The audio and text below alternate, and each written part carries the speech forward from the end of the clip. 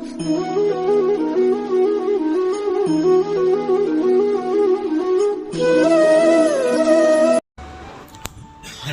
जी और गुजराती व्यापार। यह कहानी रीवा जिले के गुड़ चौराहे में फुल्की का ठेला लगाने वाले बाबा ने बताया। मैं फुल्की खाते हुए उनसे चिरहुलानाथ स्वामी के प्रभावों पर बातचीत कर रहा था। तब उन्होंने बताया कि गुजरात से एक व्यापारी साल में 4 बार चिरहुलानाथ मंदिर आया करते थे। मंदिर में पूजा अर्चना करने के बाद वह और उनका परिवार मेरे ठेले के पास रुककर फुल्कियां खाता था, इसलिए मुझे उनके बारे में पता था। सेठ और उनके परिवार के सभी सदस्य मानसिक समस्या से घिरे रहते थे। घर का हर व्यक्ति बीमार रहता था। सेठ ने सभी को डॉक्टरी इलाज करवाया, पर हर बार जांच नॉर्मल आती थी, लेकिन परिवार के लोगों की वह स्वास्थ्य समस्या बनी ही रहती थी। बेचारा बहुत परेशान था। खुद भी कभी पेट दर्द, कमर दर्द, पीठ दर्द तो कभी सीने के दर्द से परेशान रहता था। लेकिन जब भी डॉक्टर के पास जाता तो रिपोर्ट हमेशा नॉर्मल ही आती थी। सेठ गुजरात में जहाँ रहता था, उसके यहाँ रीवा का एक आदमी नौकरी करता था। उसने बातों ही बातों पर सेठ को चिरहुलानाथ स्वामी के बारे में बताया। सेठ ने बात को सुना और फिर भूल गया। एक रात उसने सपने में एक मंदिर देखा जहां वह अपने परिवार के साथ जा रहा है। उसका परिवार खुश नज़र आ रहा है, वह खुद भी खुश है।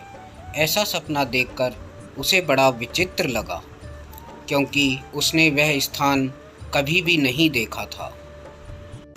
सुबह उठकर उसने मंदिर प्रांगण के बारे में रीवा के उस आदमी से चर्चा की तो यह स्पष्ट हो गया कि सपने में सेठ ने जो मंदिर देखा था वह रीवा का चिरहुलानाथ स्वामी का मंदिर था। सेठ को बहुत ताज्जुब हुआ कि जो स्थान हमने अपने जीवन में नहीं देखा, आखिर हमने उसे सपने में कैसे देख लिया।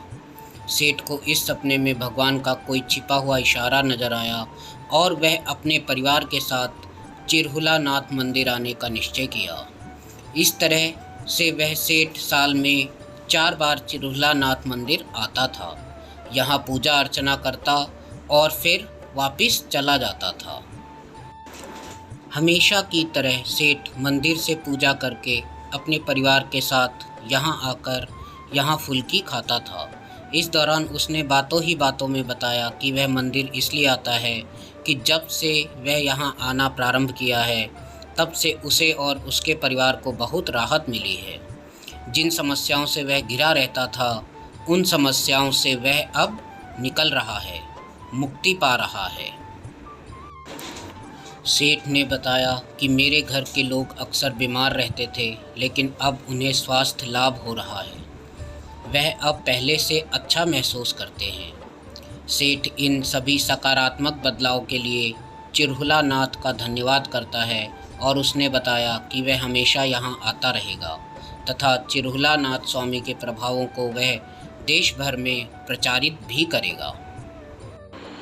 तो दोस्तों, आपने देखा कि कैसे हमारे चिरहुलानाथ स्वामी के प्रभाव धीरे धीरे पूरे देश में प्रसारित हो रहे हैं। इसलिए हम और आप भी चिरहुलानाथ स्वामी पर विश्वास बनाए रखें और उनकी प्रचार प्रसार में कोई भी कमी ना आने दें। जहाँ तक संभव हो हम उनके प्रभाव के बारे में ज़्यादा से ज़्यादा लोगों तक अपनी बातों को पहुँचाएं।